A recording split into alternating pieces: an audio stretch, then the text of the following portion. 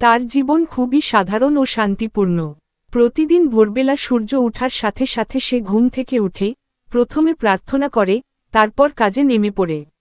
তার কাঁচা ঘর, খড়ের চালা, মাটির দেয়াল সবই খুব সাদামাটা, কিন্তু ভালোবাসায় ভরা।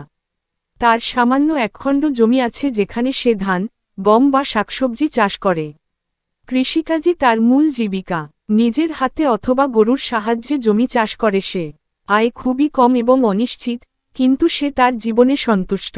তার প্রতিদিনের খাবারও সাধারণ, ভাত, ডাল আর ক্ষেতের সবজি। তার পোশাক সাদামাটা, অনেক সময় তার স্ত্রী সেলাই করে দেয়। সন্ধ্যায় কাজ শেষে সে পরিবারের সঙ্গে সময় কাটায়, বাচ্চাদের গল্প শোনায় বা প্রতিবেশীদের সঙ্গে গল্প করে।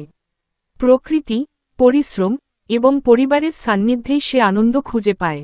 কষ্ট আর অভাব থাকা সত্ত্বেও সে গর্ব আর শান্তিপূর্ণ জীবনে দিন কাটায়, মাটির কাছাকাছি থেকে, প্রতিদিনের জন্য কৃতজ্ঞ থেকে।